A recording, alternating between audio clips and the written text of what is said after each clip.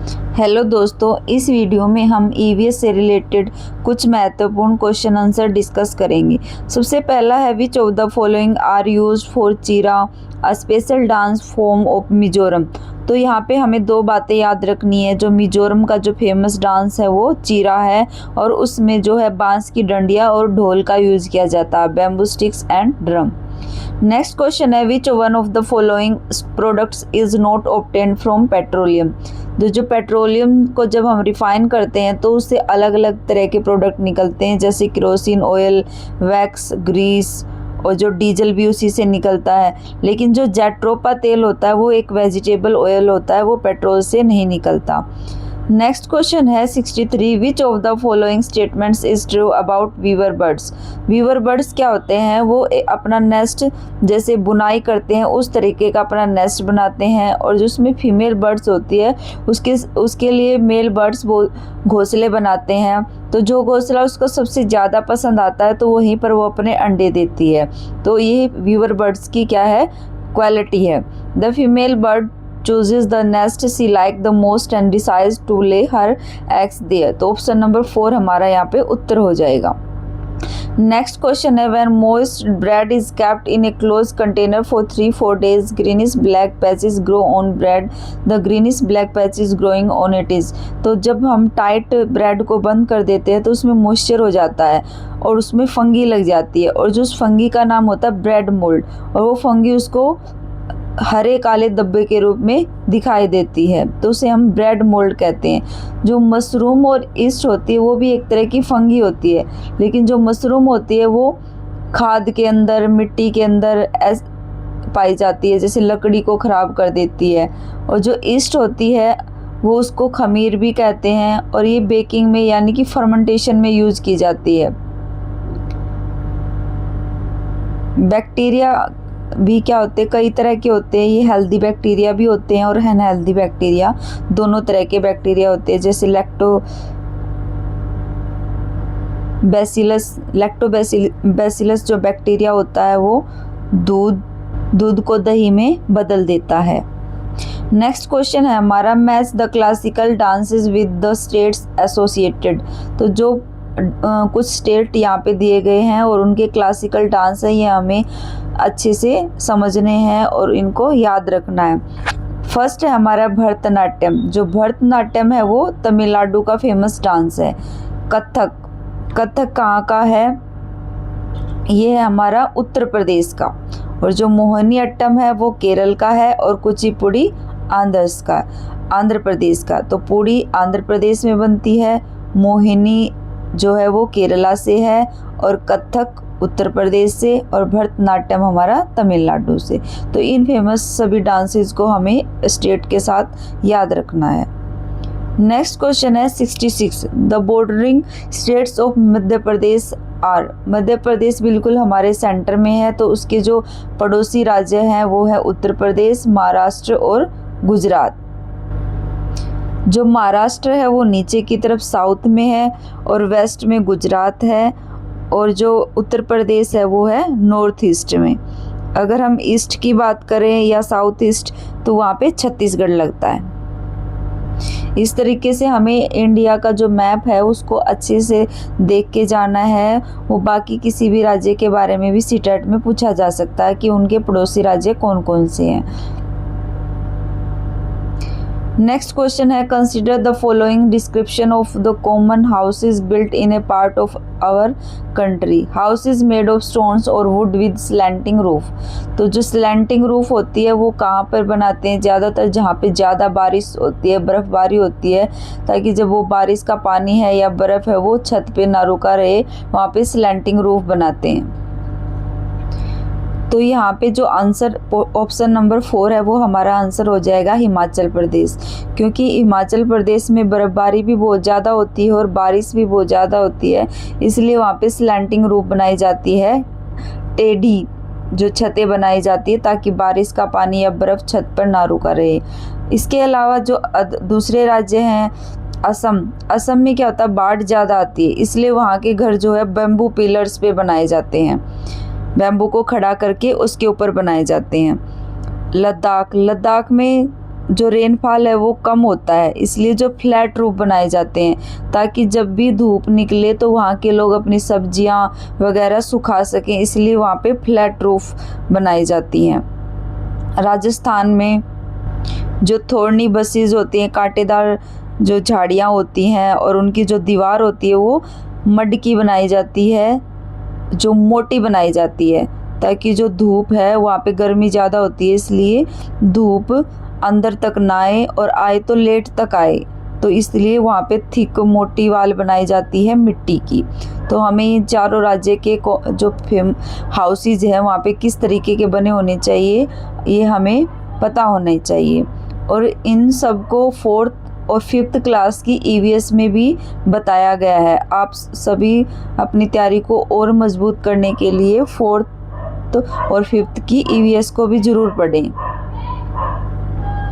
जो पुराने वाली EVS है, अब के सेशन में नई EVS आई है, लेकिन ये वाले जो क्वेश्चन है ये पुराने वाली EVS से पूछे गए हैं। आप दोनों ही पढ़ सकते हैं ताकि क्या पता अब की बार CTET में नई EVS से क्वेश्चन पूछ लें।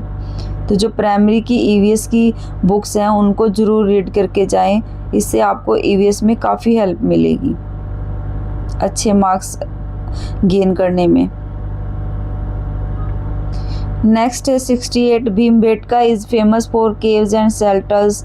हाँ, तो वहाँ पे भीमबेटका की जो गुफाएं हैं वो बहुत फेमस हैं और ये मध्य प्रदेश में है। These rock shelters are close to Narmada valley. तो हमें ये याद रखना, जो मध्य प्रदेश की जो फेमस नदी है वो नर्मदा है, तो वहाँ पे नर्मदा वैली भी है और वो नर्मदा वैली के नज़दीक ही भीमबेटका की गुफाएं हैं और ये बहुत पुरानी गुफाएं हैं। इसके साथ हमें भीमबेटका का एक कंसेप्ट और याद रखना है कि ये यूनेस्को वर्ल्ड हेरिटेज साइट है और 2003 में इसको यूनेस्को के अंदर लिया गया था। जो 69 क्वेश्चन है ये हमारा मैप बेस्ड क्वेश्चन है, तो जैसे जैसे इसमें डायरेक्शन बताते जा रहे हैं उस तरीके से हमें कॉपी में डायरेक्शन बनानी है और उसके अकॉर्डिंग चलना है। तो हमारा जो इसका आंसर है वो नॉर्थ ईस्ट आ जाएगा। क्वेश्चन नंबर 70 है which of the following look after and guard the ants nest. तो जो देखभाल करने का काम होता है वो वर्कर आंट्स का होता है और इसमें एक जो नेस्ट होता है, एक आंट का जो ग्रुप होता है उसमें अलग अलग तरह की एंट्स होती हैं। जो क्वीन एंट होती है, जो रानी चींटी होती है, वो अंडे ले करती है। और जो सोल्जर आंट्स होती है वो डिफेंस का काम करती हैं और जो वर्कर आंट्स होती हैं वो लुक आफ्टर यानी कि देखभाल का काम करती हैं। ये भी प्राइमरी की EVS की बुक में चैप्टर है और इसके में एंट्स के बारे में बिल्कुल क्लियर बताया गया है। तो हमें याद रखना है कि चींटियों के ग्रुप में 3 तरह की चींटियाँ होती हैं। सिपाही चींटियाँ जो डिफेंस का काम करती हैं, रानी चींटी जो अंडा देती है और काम करने वाली चींटियाँ वर्कर्स एंड जो कि देखभाल का काम करती हैं, उनके खाने पीने का अरेंजमेंट करती हैं। Next 71 Dr. Beaumont is the person who on the basis of his experiments found many secrets about digestion of food।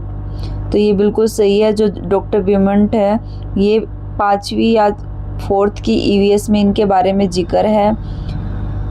और सेकंड ऑप्शन है he found that stomach churn the food to digest it with the help of digestive juices secreted by it. हाँ, तो जो खाना होता है वो पेट से जो डाइजेस्टिव जूसेस होते हैं वो सिक्रेट करता है और उससे ही डाइजेस्ट होता है। तो ये दोनों बातें बिल्कुल सही हैं। थर्ड ऑप्शन है he also found that the juice in our stomach is basic. नहीं, तो जो डाइजेस्टिव जूसेस होते हैं वो एसिडिक होते हैं नेचर में। फोर्थ ऑप्शन है doctor Beaumont did experiments on the stomach of the same person for 19 years. नहीं, उन्होंने 9 ईयर्स तक मार्टिन नाम के जो पेशेंट हैं उनके ऊपर एक्सपेरिमेंट किया था। उनके पेट में गोली लगने के कारण छेद हो गया था, तो इसलिए उन्होंने क्या करा, पेट कैसे खाने को डाइजेस्ट करता है, इस पर एक्सपेरिमेंट किया। तो जो पहला और दूसरा ऑप्शन है डॉक्टर ब्यूमेंट, वह व्यक्ति हैं जिन्होंने अपने प्रयोगों से भोजन के पाचय के कई रहस्य खोले और उन्होंने बताया कि जो पाचक रस होते हैं उससे वही हमारे भोजन को पचाने में मदद करते हैं, उनसे ही हमारा भोजन पचाया जाता है। और दूसरा जो उनका नेचर होता है वो अक्षारीय होता है, उनका जो नेचर होता है वो अक्षारीय नहीं होता, अम्लीय होता है, एसिडिक होता है, अक्षारीय नहीं होता, बेसिक नहीं होता। और उन्होंने 9 साल तक मार्टिन नाम के जो पेशेंट थे उनके ऊपर एक्सपेरिमेंट किया। 72 है consider the following statements and select which one of the statement is not correct.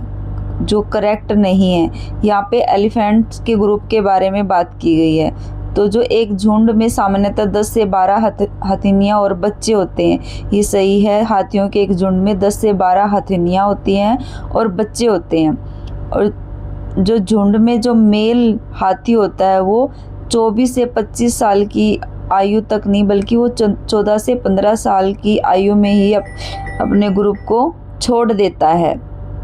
और झुंड की जो सबसे बुजुर्ग हथिनी होती है वो पूरे झुंड की नेता होती है। हाथियों के झुंड में केवल हथिनियाँ और बच्चे होते हैं। जो फोर्थ ऑप्शन है कि 24 से 25 साल की उम्र में मेल हाथी है वो ग्रुप को छोड़ देते हैं, तो ये गलत है। वो 14 से 15 साल की उम्र में ही अपने ग्रुप को छोड़ देते हैं। नेक्स्ट क्वेश्चन है 73, Gandhi ji went on a long march called Dandi march in 1930 to break the salt law imposed by the British. His march, उनका जो मार्च था वो कहाँ से कहाँ था? वो अहमदाबाद से दांडी जो समुद्र का किनारा है वहाँ तक था। और ये उन्होंने 12 मार्च को शुरू किया था। 6 अप्रैल 1930 तक 24 दिनों तक उन्होंने ये दांडी यात्रा की थी। नेक्स्ट क्वेश्चन असर्शन और रीजन का है। Sometimes kings got their orders inscribed so that people could see, read and obey them. तो जो राजा होते थे वो अपने जो आदेश हैं उनको खुदवाते थे ताकि लोग उनके आदेशों को देख सकें, पढ़ सकें और उनका पालन कर सकें। तो ये बिल्कुल सही है। दूसरा है कुछ अन्य प्रकार के अभिलेख भी मिलते हैं जिनमें राजाओं और रानियों ने अपने कार्यों के विवरण अभिलिखित करवाए हैं। तो दोनों ही ऑप्शन हमारे सही हैं, लेकिन AR की व्याख्या नहीं करता। दोनों अलग अलग चीज़ें हैं। 75 है सौर ऊर्जा और ज्वारीय ऊर्जा नवीनकरणीय ऊर्जा स्रोत कहलाते हैं। जो सोलर एनर्जी होती है और टाइडल एनर्जी वो रिन्यूएबल एनर्जी रिसोर्सेज होते हैं। तो 2 तरह के रिसोर्सेज होते हैं, रिन्यूएबल और नॉन रिन्यूएबल, नवीनकरणीय और अनवीनकरणीय। जो नवीनकरणीय मतलब दोबारा से नए किए जा सकते हैं, इनको दोबारा से जल्दी से जनरेट किया जा सकता है। तो जो सौर ऊर्जा है उसको भी जल्दी दोबारा रिन्यू किया जा सकता है, टाइडल एनर्जी को भी। तो दोनों रिन्यूएबल एनर्जी सोर्सेज हैं।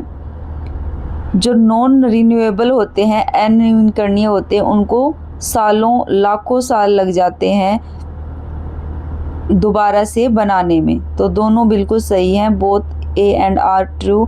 R is the correct explanation of A। तो हमें ये पता होना चाहिए कि नवीनकरणीय किसे कहते हैं, जिनको हम जल्दी से दोबारा जनरेट कर सकते हैं, जैसे सौर ऊर्जा, ज्वारीय ऊर्जा, पवन ऊर्जा भी इसके अंदर आ जाएगा। लेकिन जो पेट्रोल डीजल से जो हमें ऊर्जा मिलती है उनको हजारों साल लग जाते हैं। तो ये अनवीनकरणीय ऊर्जा के स्रोत हैं। नेक्स्ट है 76, Dev is teaching environmental issues to class 5 children. He takes the children of his class for field trips के लिए ले जाता है teacher for assessment of children. He seeks to use an assessment tool that clearly indicates achievement criteria. तो जिस record के अंदर fix achievement criteria होता है तो वो रब्रिक्स होता है। तो हमें रब्रिक्स को इस तरीके से याद रखना है कि टीचर ने जो असेसमेंट के टूल का जो है क्राइटेरिया वो क्लियर कर दिया कि भी इस पर्टिकुलर काम के लिए पर्टिकुलर मार्क्स मिलेंगे। तो जहाँ पे अचीवमेंट का क्राइटेरिया बिल्कुल क्लियर हो, फिक्स हो, तो वो रब्रिक्स रिकॉर्ड होता है। Next, for studying environmental issues, a teacher tells the story of the stomach of the mosquito in the words of a scientist. Which of the following is the most appropriate reason to have this story in the textbook? तो यहाँ पे जो teacher है एक विज्ञान के तरीके से बच्चे को पेट की कहानी सुना रहा है, वैज्ञानिक की जुबानी मच्छर के पेट की कहानी सुनाता है। तो ये बच्चों को बताना है कि वैज्ञानिक प्रक्रिया क्या है और वैज्ञानिक किस अथक प्रयास के तो किस प्रकार से वैज्ञानिकों ने खोज करते हैं और अपने रिजल्ट तक पहुंचते हैं, उनके कितने प्रयास इसके पीछे होते हैं। तो ये सब टीचर बच्चों को बताना चाहता है। तो ऑप्शन नंबर 1 हमारा करेक्ट हो जाएगा। Which of the following should not be the most appropriate while studying the world around as? Teacher centred approach. तो जो है बच्चों के लिए हमेशा आसपास की दुनिया के अध्ययन के लिए ऐसी अप्रोच होनी चाहिए जो कि चाइल्ड सेंटर्ड हो, ना कि टीचर सेंटर्ड। तो ये हमारा नेगेटिव वर्ड है एक तरीके से सीटेट में, टीचर सेंटर्ड अप्रोच। तो नोट पूछा है तो इसलिए ऑप्शन नंबर 1 सही हो जाएगा। असर्शन और रीजन का ही क्वेश्चन है। नेक्स्ट 79, एक ही विषय पर अलग समझ रखने वालों से वार्तालाप हमें ज़्यादा आलोचनात्मक दृष्टि से सोच पाने की ज़रूरत महसूस कराता है, जिससे कि हमारा ज्ञान परिष्कृत होता है। बिल्कुल सही है। जब हम अलग अलग अंडरस्टैंडिंग के लोगों से बात करते हैं सेम सब्जेक्ट पे, तो हमारी जो थिंकिंग होती है वो भी क्या होती है, इंक्रीज होती है। जो हमारी नॉलेज होती है वो रिफाइंड, मतलब उसमें नई नॉलेज ऐड होती है। और रीजन है यहाँ पे रचनावाद के अनुसार ज्ञान निर्माण की प्रक्रिया मूलतः एक सामाजिक प्रक्रिया है जिसे दूसरों के विचार और मान्यताएं एक अहम किरदार निभाती हैं। तो जो कंस्ट्रक्टिविज्म है उन्होंने यही माना है कि जो बच्चे सीखते हैं वो एक अपने जो सोशल एनवायरनमेंट में है उससे सीखते हैं और अपनी नॉलेज खुद से क्रिएट करते हैं। तो ये बिल्कुल सही है। जो दोनों अभिकथन और कांड दोनों हमारे सही हैं। तो ऑप्शन नंबर 4 यहाँ पे आंसर हो जाएगा। नेक्स्ट क्वेश्चन है, to enhance the child's understanding and efficiency so that curiosity about facts is awakened in him, which is helpful in moving from environment to environment. बच्चे की संज्ञानात्मक समझ, तो उसकी जो कोग्निटिव समझ अंडरस्टैंडिंग होती है उसको बढ़ाना, जिससे कि उसमें सामाजिक तथ्यों के प्रति जिज्ञासा हो। अगर उसके अंदर कोग्निटिव मेंटल जो डेवलपमेंट होगी तो उसका है सामाजिक जो सोशल इश्यूज होते हैं, फैक्ट्स होते हैं, उसके प्रति उसको जिज्ञासा आएगी, जो कि पारिवारिक परिवेश से शुरू करके, यानी कि घर से शुरू करके, फैमिली से शुरू करके विस्तारित परिवेश की ओर ले जाने में सहायक होती है। एक्सटेंडेड बाहर की तरफ लेके जाने में विस्तार आवश्यक सहायक होगी। तो ऑप्शन नंबर 2 हमारा यहाँ पे करेक्ट हो जाएगा कि बच्चे की जो संज्ञानात्मक सोच है पहले उसमें संवर्धन करना, इन्हेंस करना, उसके बाद फिर वो सामाजिक, उससे क्या होगा, बच्चे की जो सोशल फैक्ट्स हैं उसमें क्यूरियोसिटी बढ़ेगी, जागरूकता बढ़ेगी और ये फैमिली से शुरू होकर एक्सटेंडेड यानी कि बाहर के एनवायरनमेंट में बच्चा को सीखने में उसको सहायक मिलेगा। नेक्स्ट क्वेश्चन है, which of the following is not the appropriate indicator for assessment in studying environment issues. तो जो एनवायरनमेंट है उसको हम याद करके या रट के नहीं उसका आंकलन कर सकते। तो वो किसके थ्रू होगा, डिस्कशन, एनालिसिस, ऑब्जर्वेशन। तो एनवायरनमेंट को स्टडी करने के जो मेथड हैं वो चर्चा, अवलोकन और विश्लेषण होने चाहिए, ना कि याद करना। A good EVS teacher always talks about environmental issues by taking example from the children's environment. This environment of children helps a lot in their learning. This environment of the child is. जब teacher बच्चे के जो पर्यावरण है अध्ययन में जो उसके आसपास के परिवेश से उदाहरण लेता है तो ये बच्चे को सीखने में मदद करता है। और ये बच्चे का प्राथमिक संदर्भ होना चाहिए, प्राइमरी कॉन्टेक्स्ट होना चाहिए, यानी कि घर के आसपास का कॉन्टेक्स्ट होना चाहिए, न कि दूर का। क्वेश्चन नंबर 83 है, कठपुतलियों के द्वारा पर्यावरण से जुड़े बहुत सारे संदेश दिए जा सकते हैं, लेकिन इसके लिए शिक्षक को चाहिए कि वह बच्चों को प्रशिक्षण दे एवं विशेष कौशल का विकास करें। कक्षा में कठपुतलियों के निर्माण के लिए शिक्षक के द्वारा निम्नलिखित में से कौन सी युक्तियां बच्चों को प्रेरित कर सकती है। तो यहाँ पे जो ईवीएस के जो मैसेज है, ईवीएस के सब्जेक्ट में जो बहुत सारे संदेश देने होते हैं, तो टीचर को यहाँ पे कठपुतलियों का यूज़ करता है। और उसमें क्या करना चाहिए, बच्चे के छोटे छोटे से समूह बनाने चाहिए ताकि उनके बीच के में से डर और हिचक बाहर निकल जाए। बच्चे के आत्मविश्वास को बढ़ाने के लिए सकारात्मक सोच के कौशलों के विकास को बढ़ावा देना चाहिए, यानी कि बच्चे में जो पॉजिटिव थिंकिंग है वो डेवलप करनी चाहिए और उसके अंदर सेल्फ कॉन्फिडेंस को मोटिवेट करना चाहिए। और बच्चे ग्रुप में काम करेंगे तो उनके प्रति जो आपस में हेजिटेशन है वो भी दूर होगी। तो 1 और 2 यहाँ पे करेक्ट हो जाएगा। तीसरा ऑप्शन है, कक्षा में बच्चों के लिए संरचित वातावरण का निर्माण करें। दूसरा स्ट्रक्चर्ड एनवायरनमेंट क्या हो जाएगा, फिक्स हो जाएगा कि यही फिक्स बच्चों का ग्रुप है, फिक्स। लेकिन ऐसा नहीं होना चाहिए, फ्लेक्सिबल ग्रुप्स बनाने चाहिए। जो बच्चा जहाँ पे ग्रुप बनाना चाहता है बना सकते हैं। कक्षा में कठपुतली निर्माण के लिए प्रतिस्पर्धी वातावरण, जो ये कंपटीशन तो बिल्कुल ही नेगेटिव वर्ड है, तो 3rd और 4th हमारा इनकरेक्ट हो जाएंगे, 1 और 2 हमारा उत्तर हो जाएगा। नेक्स्ट क्वेश्चन है 84, एनसीईआरटी की पाठ्यपुस्तक में दिए गए थीम यात्रा अनुसार ऐतिहासिक इमारतों के माध्यम से बच्चों में पुराने समय की तकनीकी, डिजाइन, धातुओं का प्रयोग आदि के प्रति समझ बनाई गई है। इस थीम के द्वारा पर्यावरण के अध्ययन के कौन से सामान्य उद्देश्य को प्राप्त किया जा रहा है।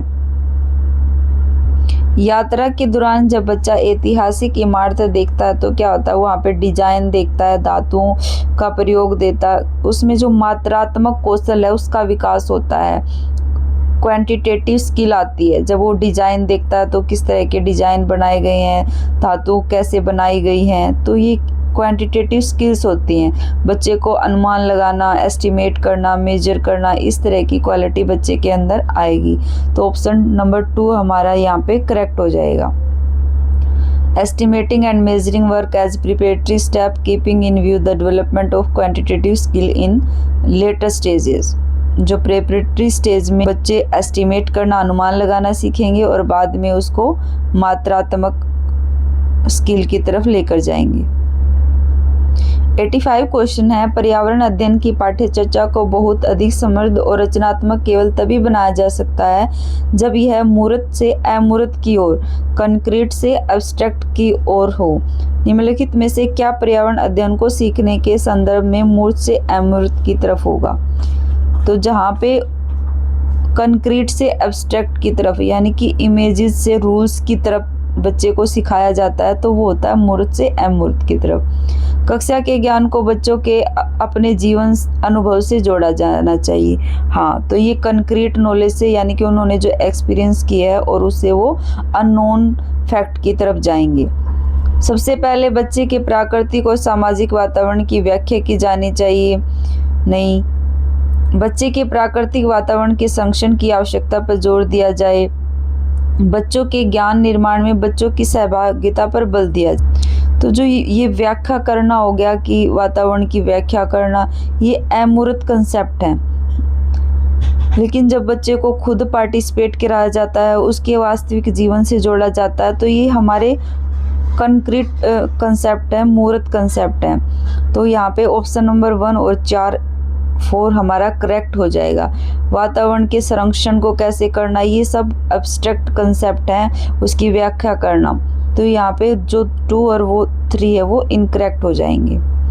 नेक्स्ट क्वेश्चन है हमारा 86, which one of the following learning indicators is related to the expression area of assessment, expressing ideas through pictures. तो एक्सप्रेशन की बात है तो एक्सप्रेसिंग ही आएगा कि अपने बच्चा आइडियाज़ को एक्सप्रेस कर रहा है, तो उसका जो असेसमेंट का एरिया वो एक्सप्रेशन ही अभिव्यक्ति है। नेक्स्ट क्वेश्चन है, given below are 2 statements, 1 marked as assertion और रीजन दिया हुआ है। अभिकथन है, पर्यावरण अध्ययन में बच्चों के बच्चों के कार्यों को सही गलत के रूप में आंकलन नहीं करना है। बिल्कुल सही है। बच्चों को अपने विचार अवलोकन की रिपोर्ट अपने स्वयं के अनुभव को व्यक्त करने का मौका मिलना चाहिए। ऐसी अनुशंसा राष्ट्रीय पाठ्य चर्चा की रूपरेखा 2005 और 23 के द्वारा की गई है। तो बिल्कुल सही है कि बच्चों को खुद से मौका देना चाहिए।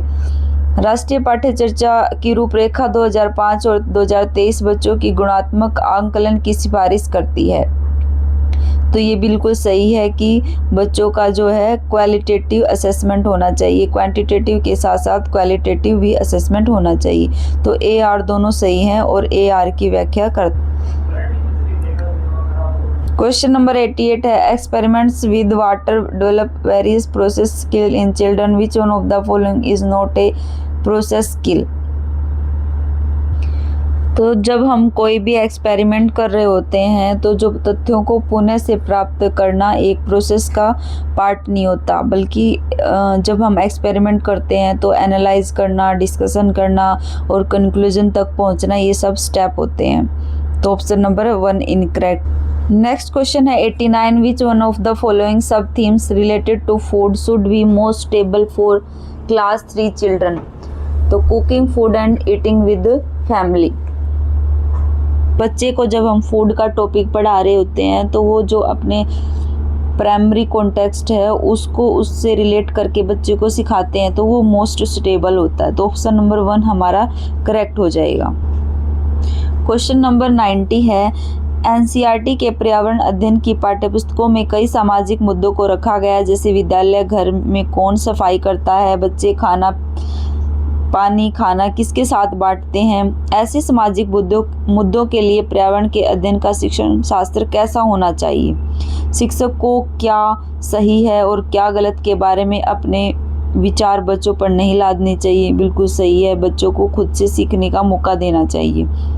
बच्चों के अनुभव एवं विचारों की मुक्त भागीदारी होने देना चाहिए। बिल्कुल सही है कि बच्चों को एक्टिव पार्टिसिपेट करना चाहिए।